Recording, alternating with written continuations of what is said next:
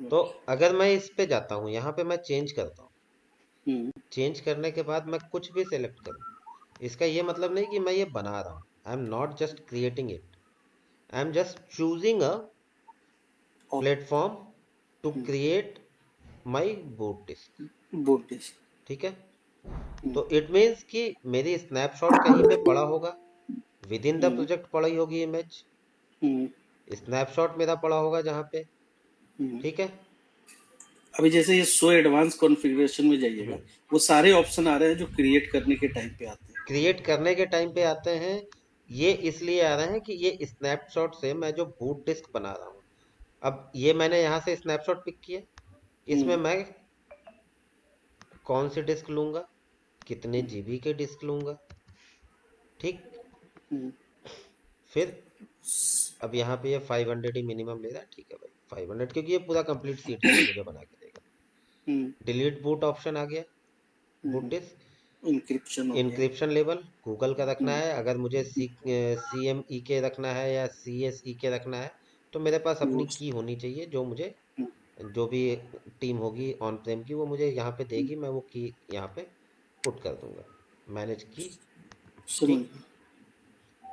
Encryption की। ठीक, मैं अभी गूगल हम्म। मैनेज ले रहा हूँ क्योंकि मेरे पास कोई की नहीं है। अब स्नैपशॉट का शेड्यूल भी ठीक। आ रहा है इसमें। अब इस पर्टिकुलर सर्वर के लिए जो मैं बिल्ड कर रहा हूँ, ठीक है, हम्म। उसके लिए ये डिवाइस नेम आ गया, शेड्यूल नहीं, स्नैपशॉट, जो मैंने अगर शेड्यूलर बना रखा होगा तो वो यहाँ पे आएगा शेड्यूलर। वो सेलेक्ट कर सकते ठीक। हैं। और उसके बाद जब मैं ये बूट डिस्क यहाँ पे अप्लाई हो जाएगी, तो इस हम्म, बूट डिस्क का ऑटोमेटिक स्नैपशॉट होता रहेगा, क्योंकि वहाँ पे हम्म, मैंने शेड्यूलर लगा दिया है उस पर्टिकुलर बूट डिस्क के लिए। समझ। तो ये केवल this is the way to select the boot disk. Hmm, अब बूट डिस्क आप किससे बनाना चाह रहे हो, आप पब्लिक इमेज से बना रहे हो, आपके पास एग्जिस्टिंग कोई डिस्क का मतलब डिस्क। होता है कि मैंने VMware से कोई डिस्क ले रखी है इंपोर्ट करके यहाँ पे BHT, और वो हम्म, BHT यहाँ पे मेरी पड़ी हुई है। ठीक है, उस हम्म। BHT में मैं क्या कॉन्फ़िगरेशन करना चाहता हूँ वो यहाँ से कर सकता हूँ। फिर यहाँ से मतलब ओवरऑल ये है आप कि केवल बूट क्रिएट। डिस्क की कॉन्फ़िगरेशन करते हो, और वो यस। बूट डिस्क इस स्नैपशॉट को या इस इमेज को या इस एग्जिस्टिंग डिस्क को यूज करके वो बूट डिस्क बन जाती है। किसके लिए बनती है? फॉर दिस वर्चुअल जिस। Machine which you are creating here. Hmm, ठीक। तो अभी जैसे मेरे पास अगर मान लो विंडोज का ऑप्शन है, तो हम्म, मैं यहाँ से विंडोज चूज कर सकता हूँ। हम्म। सबसे तो नीचे। मेरी तो बूट डिस्क क्या विंडोज से बन जाएगी ना। अभी राइट। अगर इस पे भी मैं 100 GB कर देता हूँ इसको, एडवांस ऑप्शन पे जाऊंगा, देखो यहाँ पे ये सारी चीजें आ रही हैं। यस। और ये सारे ऑप्शंस कहाँ पे आते हैं?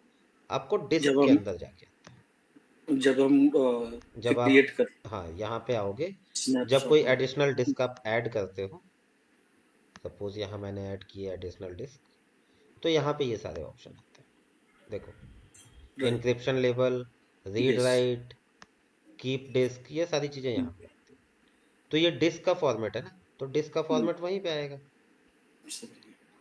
अच्छा, एक चीज पूछूं मैं? हाँ। हाँ, मैं ये पूछना चाह रहा था, जैसे अभी आपने बोला कि we are enter in the disk ना, तो हम प्लेटफॉर्म चूज करते हैं कि हम्म। किस प्लेटफॉर्म पे हमने जो है ना बनाना है। हाँ। ठीक है। तो ये तो मैं, चलिए ठीक है। अगर बाय द वे मैंने इमेज उसको नहीं चूज किया है, हम्म। तो और मेरा जो है ना रनिंग इंस्टेंस मेरा चल रहा है, तो क्या हम उस टाइम रनिंग इंस्टेंस में जो है ना इमेज को क्रिएट कर सकते हैं? मैंने पढ़ा है कि क्रिएट कर सकते हैं, नहीं नहीं, बट मेरे को क्वेश्चन नहीं स्नैपशॉट समझ नहीं में क्रिएट आया। होगा। रनिंग इंस्टेंस का मतलब है कि मेरा ये सर्वर रनिंग में है, ठीक है। ओके, हाँ। ठीक, अब इस सर्वर से क्या कहना चाह रहे हो कि इस सर्वर से मैं इमेज बना सकता हूँ या नहीं? हाँ, इमेज हाँ, एग्जैक्टली वो यही पूछ रहा है कि रनिंग सर्वर से हम इमेज बना सकते हैं या नहीं। एब्सोल्युटली बना सकते हैं। हाँ, इमेज और स्नैपशॉट बनेगा कि नहीं बनेगा? दोनों चीजें करके दिखा देते हैं आपको। आपने किया था? नहीं, मैंने किया नहीं, मैंने जो नहीं। पढ़ा है, हम्म। तो थ्योरी में ये लिखा हुआ था ना कि snapshot can be created for running disk even while they are attached नहीं, टू उसके रनिंग लिए भी एक इंस्टेंसेस। ऑप्शन होता है जो मुझे चेक करना होता है ओके। स्नैपशॉट में भी।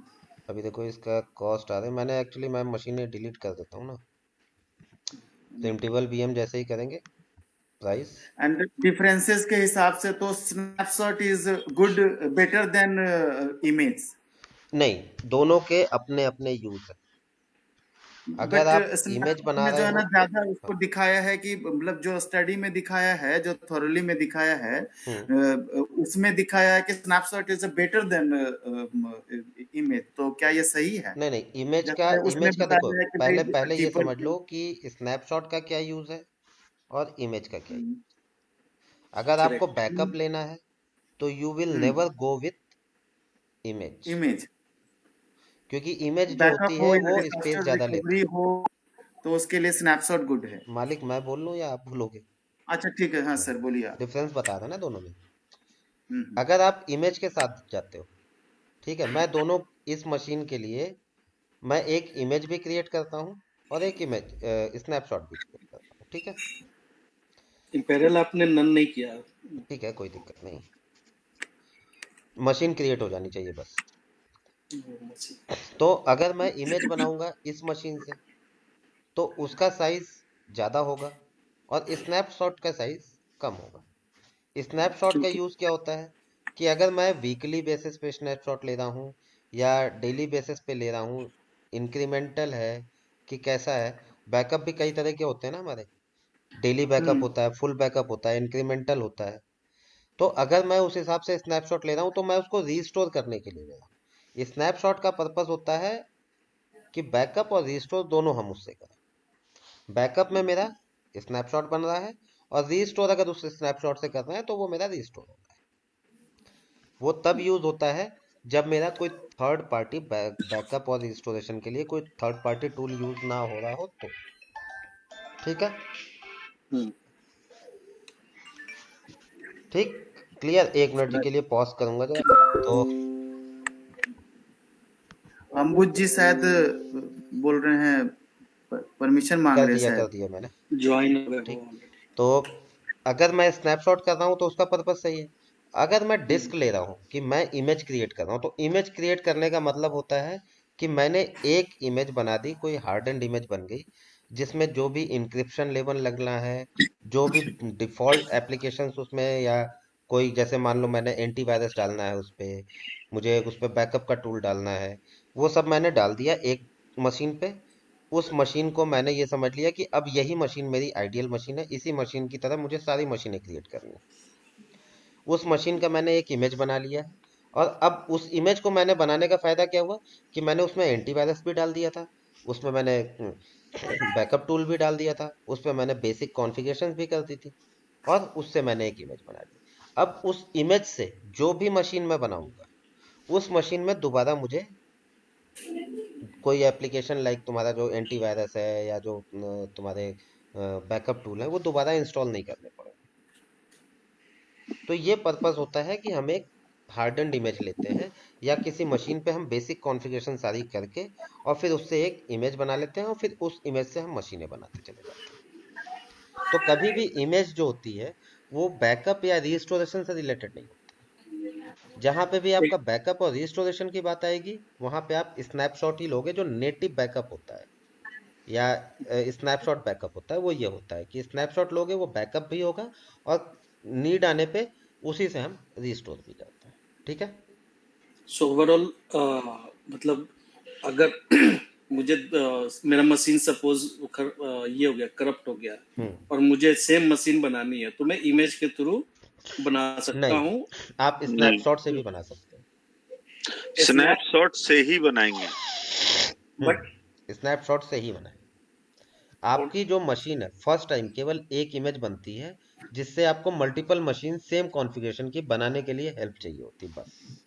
वन ओके स्टार्टिंग में, हाँ, और वन बीच में टाइम। अगर हाँ, हाँ, बीच में अगर कुछ करप्ट हुआ तो वो मैं उसके लिए स्नैपशॉट है आपके पास। स्नैपशॉट से करूंगा। Okay, this is the different. Hmm, got it. ठीक है, और कोई बहुत डाउट? बढ़िया। नो एक नो। मिनट पांडे जी, एक क्वेश्चन पूछने का मन कर रहा था, पूछ लें? भाई साहब मेरे पास ना यस, केवल आधे घंटे का टाइम है। एक्चुअली कॉल पे आ गए हैं लोग, मुझे केटी दे के अपने आप को फ्री करना है। तो आधे घंटे तो के बाद हाँ, आधे पूछिए घंटे के हाँ बाद चल, उस चीज पे आ जाइएगा आप। क्वेश्चन। अभी हम खत्म करते हैं जो भी ठीक। बताना है। हाँ हाँ, बिल्कुल बिल्कुल। ठीक, अभी देखिए क्या क्या कंप्लीट हो चुका है।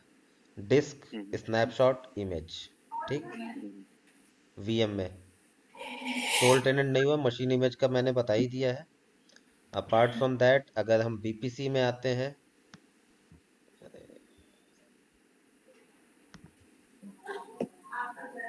मशीन इमेज बता दिए थे। हाँ मशीन इमेज भी बता दिए थे कि मशीन इमेज जो होती है बाय डिफॉल्ट, मशीन इमेज भी बता दिए थे और इमेज भी बता दिए थे, दोनों ही। ठीक।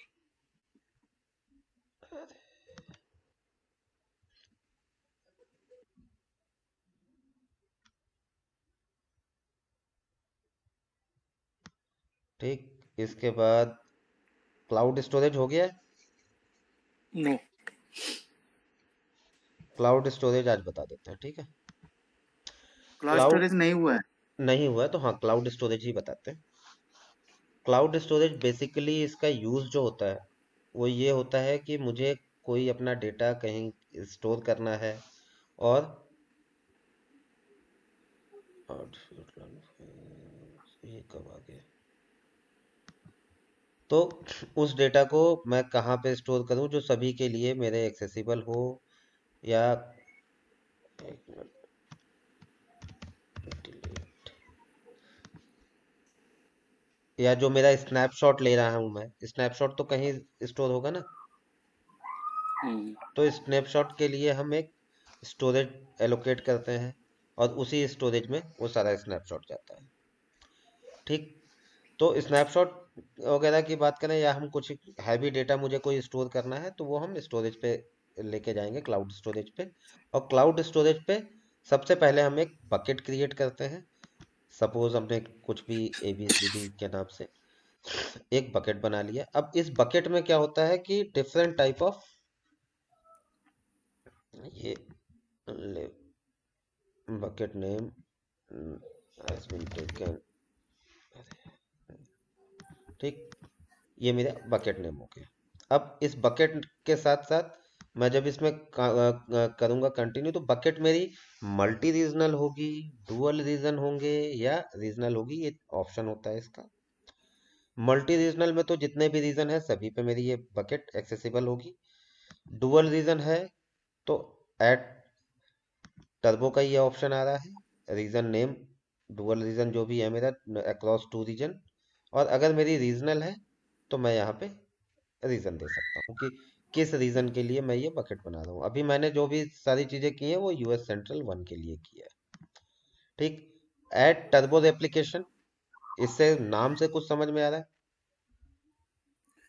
रेप्लिकेशन मतलब उसका टर्बो डुप्लीकेशन कहीं पे। रेप्लिकेशन, ये टर्बो रेप्लिकेशन अगर मुझे विद इन 2 रीजन रेप्लिकेशन जो चाहिए वो टर्बो रेप्लिकेशन चाहिए, then I will check this box within the data replication within 15 minutes, ठीक। ये एंड मतलब this sir, service include additional cost.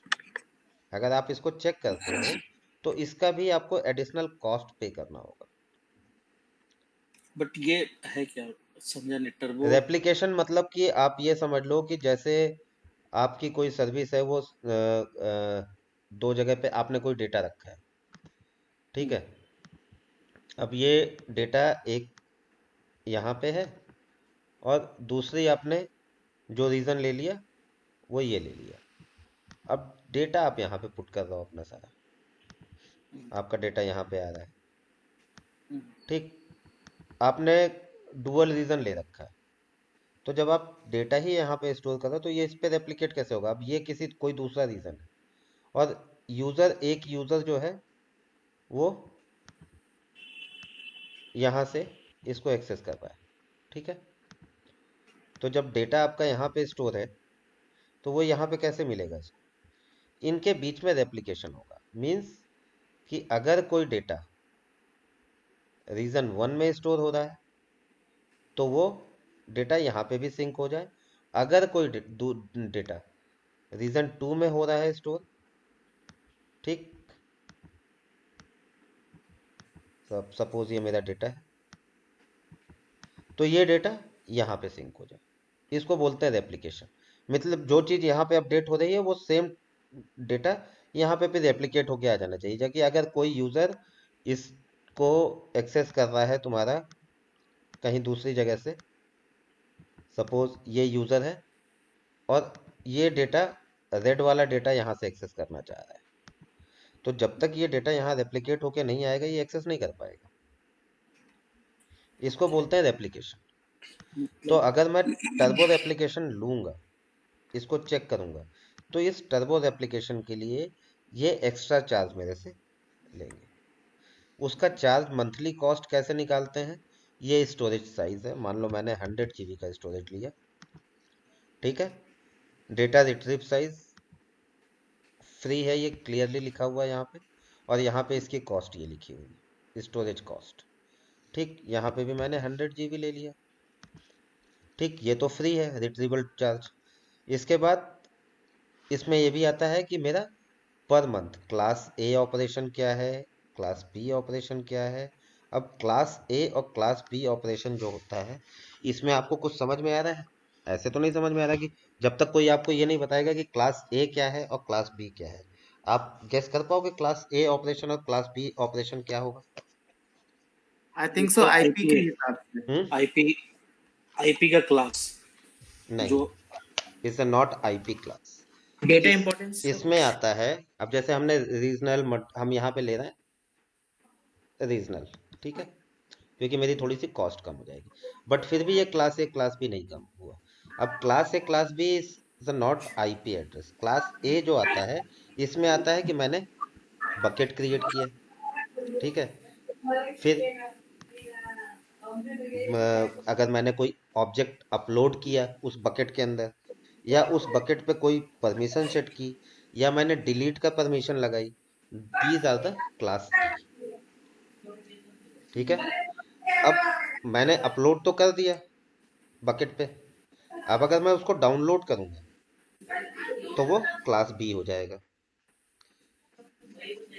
ठीक है। मतलब अपलोड करूंगा तो class A, uploading is the class A and upload downloading is the class A and download is the class B.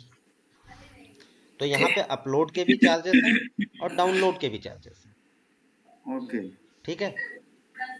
अब upload मान लो हम जो भी हमने दे दिया यहाँ पे, और SLA हमको चाहिए 99, मतलब ये डाउन नहीं होना चाहिए। मंथली कॉस्ट कितनी आएगी? $2 के आसपास, ठीक। तो ये यहाँ से ये कॉस्ट कैलकुलेशन है, मंथली कॉस्ट एस्टिमेटेड कैलकुलेशन। तो एक चीज नोट कर लेना कि क्लास ए में क्या आता है, वैसे तो वीडियो देखोगे तो पता चल जाएगा, बट नोट करना चाहो तो नोट भी कर सकते हो कि क्लास ए में आता है क्रिएट बकेट। ये जो हम क्रिएट कर रहे हैं ना, ये बकेट है, this is your bucket. Create bucket is a class A, upload object is under class A, set bucket permission, Sunil भाई म्यूट कर लो, set bucket permission is a class A, और डिलीट परमिशन, अगर मुझे कोई परमिशन कहीं से डिलीट करनी है वो भी क्लास ए में आएगा, ठीक। फिर इसको मैंने रीजनल करके यहाँ पे मैंने अपना कंटिन्यू किया। क्लास ए समझ में आ गया, क्रिएट, अपलोड, सेट परमिशन और डिलीट, ठीक है। अगर क्लास बी ऑपरेशन की बात कर रहा हूं तो क्लास बी ऑपरेशन में आएगा डाउनलोड ऑब्जेक्ट। अगर मैंने कोई भी बकेट के अंदर कोई डेटा डाला है उसको डाउनलोड करूंगा, that is in class B. Retrieve bucket and object permission, अगर परमिशन को रिट्रीव कर रहा हूं या ऑब्जेक्ट परमिशन को रिट्रीव कर रहा हूं तो वो क्लास बी में आएगा। और व्यू मेटा डेटा, कोई भी मेटा डेटा मेरा जो स्टोर है उसको अगर मैं देख भी रहा हूं तो वो भी क्लास ए में आएगा, नहीं क्लास बी में आएगा, सॉरी। तो ये क्लास ए और क्लास बी ऑपरेशन है। ये देखो यहाँ पे लिखा ही भी होगा, सॉरी ये मुझे दिखा देना चाहिए था पहले। Create bucket, upload object, class A में आ रहा है जो कि बकेट क्रिएट किया, अपलोड किया, set bucket permission, delete object permission, ठीक है। Sample class B operation, download object, view meta data, retrieve bucket and object permission, ठीक है। क्लियर है? एक मिनट, अब इसके बाद आता है जब मैंने इसको ये चूज कर लिया कि मैंने बकेट नेम दे दिया, बकेट रीजनल है, मल्टी रीजनल है या डुअल रीजनल है, ये मैंने दे दिया। फिर आता है कि टाइप ऑफ स्टोरेज के टाइप कौन कौन से होते हैं। तो that are standard, near line, cold line और आर्काइव। प्राइस के मैटर की भी बात करें तो प्राइस भी हमारा ऐसे बढ़ता है ऊपर से नीचे की तरफ। स्टैंडर्ड सस्ता होगा, नियर लाइन उससे थोड़ा सा कॉस्टली होगा, कोड लाइन उससे भी, और आर्काइव उससे भी। कॉस्ट किस पे डिपेंड करेगी, ये सारी चीजें। अब स्टैंडर्ड क्या है, जो डेटा मेरा बहुत स्टोरेज, सॉरी पांडे जी बस एक मिनट, स्टोरेज वाला प्लीज सब लोग बहुत अच्छे से पढ़िएगा, इंटरव्यू में भी पूछता है और एग्जाम में जब सर्टिफिकेशन का देने जाएगा तब भी जरूर रहता है क्वेश्चन, ठीक है। और इसमें ना लाइव नहीं देख पाइएगा, लाइव आप बकेट एक बार बना रहे हैं उस समय ये ऑप्शन आता है, ठीक है। वीडियो को इसलिए 2-3 बार देख लेना, समझ में जरूर देखिएगा, ठीक है। ठीक है। तो इसमें नहीं समझ में आए पूछ लीजिएगा, यूट्यूब देख लीजिएगा, लेकिन मिस नहीं कीजिएगा प्लीज। नोटेड। ठीक है, कंटिन्यू कर रहा है। तो अच्छा, अब है स्टोरेज क्लास। अमित जी, ये जो स्टोरेज की जो क्लास है और जो हम बूट डिस्क की जो उसमें आता है स्टोरेज के लिए, standard, stream, both are different Jay भाई, बोथ आर डिफरेंट। अभी एक बार कंटिन्यू करने दीजिए, नहीं तो कंफ्यूज हो जाइएगा। ओके। देखो वहां पे जो आता है वो चीजें होती हैं, वो एसएसडी और ये सारी चीजें होती हैं डिस्क टाइप, तो वो अलग है। ये स्टोरेज है, ये स्टोरेज अलग। अब देखो इसमें चार क्लासेस हो गई, standard, near line, cold line और आर्काइव। स्टैंडर्ड क्या होता है, जहां पे मुझे बहुत फ्रिक्वेंटली डेटा एक्सेस करना है। लाइक मैंने डी ड्राइव में कोई अपनी वर्ड फाइल रख दी, अब मुझे वो वर्ड फाइल कब एक्सेस करनी है मुझे खुद नहीं पता। हो सकता है मैं उसको कल एक्सेस करूं, हो सकता है 4 दिन बाद एक्सेस करूं, बहुत फ्रिक्वेंटली एक्सेस करूं उसको। किसी एप्लीकेशन का कोई डेटा है, जब भी मैं वो एप्लीकेशन खोलूंगा वो डेटा एक्सेस होगा। लाइक मेरा कोई डेटाबेस सर्वर चल रहा है, डेटाबेस सर्वर का जो डेटा है वो डी ड्राइव पे हो रहा है स्टोर, तो मतलब वो डेटा मेरा बहुत फ्रिक्वेंटली यूज हो रहा है, ठीक है। That means that will come under the standard storage. Near line, best for backup and data access less than once in a month.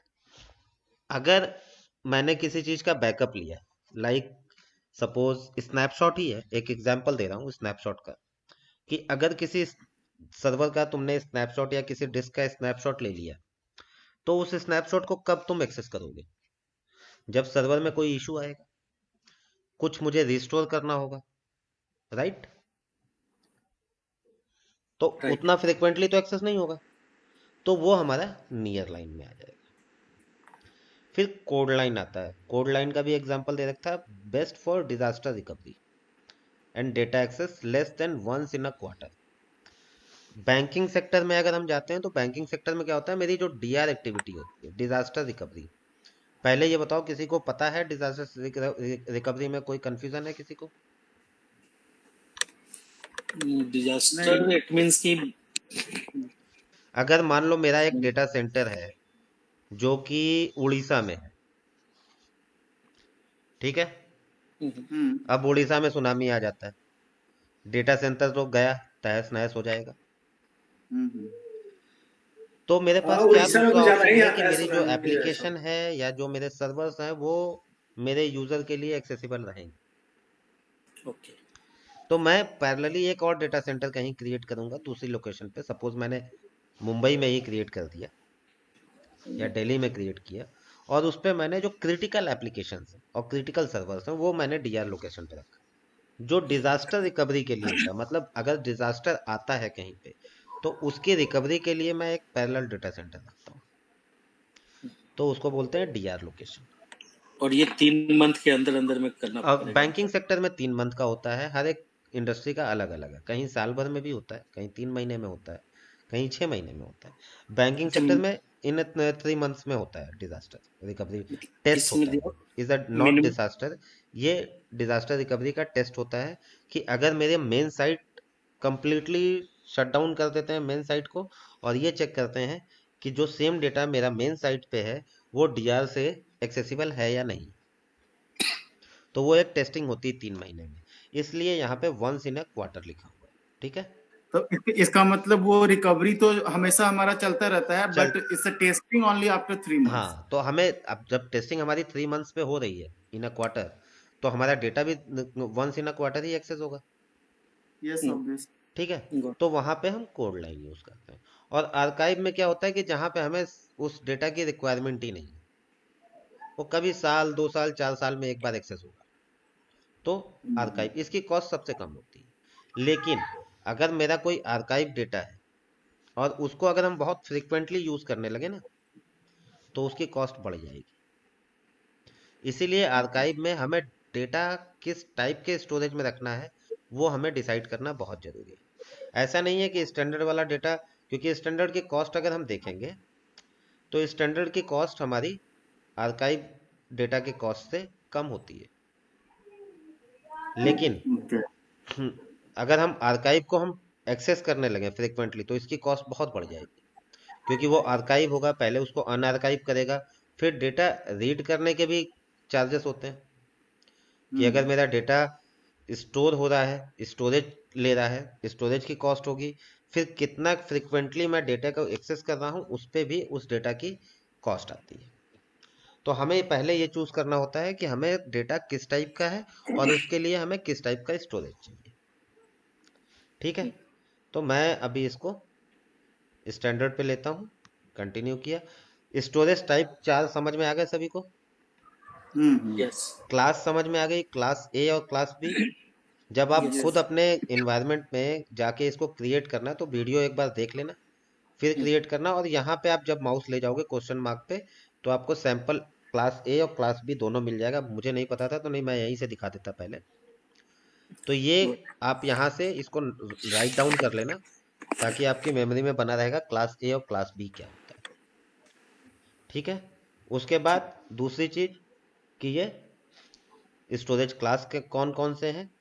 ठीक, जब ये हो जाएगा तो कंट्रोल एक्सेस, आपको किस टाइप का एक्सेस देना है। अगर आपको यूनिफॉर्म एक्सेस देना है तो सभी बकेट के सभी जगह पे एक्सेस सिमिलर होगा। जो आप बकेट पे एक्सेस दोगे वही बकेट के अंदर हर एक फाइल में एक्सेस होगा। Uniform access, ensure uniform access to all objects in the bucket by using only bucket level permission from IAM। IAM कहाँ से आता है? IAM अगर मैं आपको IAM एडमिन यहाँ से, ठीक है, तो यहाँ से हम परमिशन सेट करते हैं IAM से। और अगर मुझे फाइन ग्रेड लेना है तो फाइन ग्रेड में स्पेसिफाई एक्सेस। अब इसमें क्या है कि बकेट पे मैं अलग परमिशन दे सकता हूँ, डेटा फाइल में अलग दे सकता हूँ। ठीक है, और ये परमिशन जो यूनिफॉर्म एक्सेस परमिशन है, become permanent after 90 days. 90 days के बाद this option becomes permanent after 90 days. इस पे आप लर्न मोर पे क्लिक करोगे, आपको नया पेज खुल जाएगा, वहां पे आप जाके इसके बारे में डिटेल में पढ़ सकते हो। फिर आता है fine grained, specify access to individual objects by using object level permission, जो कि ACL के थ्रू होता है, एक्सेस कंट्रोल लिस्ट। ठीक है, ACL मतलब एक्सेस कंट्रोल लिस्ट। फिर in addition to your bucket level permission IAM, मतलब यहाँ पे हमारी दोनों लग रही है, एक्सेस कंट्रोल लिस्ट भी लग रही है और IAM भी अप्लाई हो रहा है। तो फाइन ग्रेड भी ले सकते हैं, फाइन ग्रेड भी ले लिया हमने यहाँ पे फाइन ग्रेड लिया, कंटिन्यू किया। फिर प्रोटेक्शन, अब ये प्रोटेक्शन में भी यहाँ का भी देखो, अगर मैं ये लेता हूँ या ये लेता हूँ तो ऑब्जेक्ट वर्जनिंग, कि जैसे जैसे मैं नया ऑब्जेक्ट बनेगा, आज मैंने कोई एक फाइल बनाई, कल उसी सेम फाइल को मैं अपडेट कर रहा हूँ, ठीक है, तो वो एक नए वर्जन के साथ अपलोड होगी। लाइक मैंने ऐप के नाम से फोल्डर बनाया ऑब्जेक्ट कोई, दोबारा मैंने फिर ऐप वाले पे ही अपडेट किया तो वो ऐप 1 के नाम से आ जाएगा, वर्जनिंग 1.1 या 1.2 हो जाएगी, एटलीस्ट 2 वर्जन पर ऑब्जेक्ट। तो जो पुराना वर्जन होगा वो ऑटोमेटिक एक्सपायर हो जाएगा विद इन 7 डेज। और यहाँ पे तुम दे भी सकते हो इसको, 14 डेज भी कर सकते हो, ठीक है, but 7 days recommended for standard storage class. और मैंने स्टैंडर्ड ही लिया था तो ये 7 डेज यहाँ पे आ रहा था। ठीक है, हम्म, कोई ऑब्जेक्ट वर्जनिंग में कोई कंफ्यूजन? नन के लिए तो नन है ही। फिर रिटेंशन पॉलिसी, अब यहाँ पे मैं ऑब्जेक्ट फॉर कुछ भी दे दूं, कितने सेकंड के लिए है ये, days, month, year, inter duration यहाँ पे करके इतने 5 4 2, ठीक, 2 days 2 second for preventing the deletion और modification of the buckets object for a specified minimum duration of the time। ठीक है, कोई आया है? ठीक है, ठीक। So this is retention policy for the given time period. जो भी यहाँ पे टाइम पीरियड आप दोगे उसके लिए है कि उतने देर में आप कोई भी मॉडिफिकेशन बकेट के अंदर नहीं कर पाओगे। बट मैं यहाँ पे अभी नन करता हूँ इसको। ठीक है, हम्म, 1 मिनट के लिए होल्ड करना। स्टोरेज तक ही रहेगी वीडियो, मैं अब जा रहा हूँ। ठीक आप देखते ठीक रहना, मैं ये रिकॉर्डिंग अपलोड कर दूंगा। ठीक है, ठीक है, ये बाकी आज स्क्रीन आपका है? क्वेश्चन आंसर कर लो। स्टोरेज कंप्लीट हो गया है आज की डेट में। चल ठीक।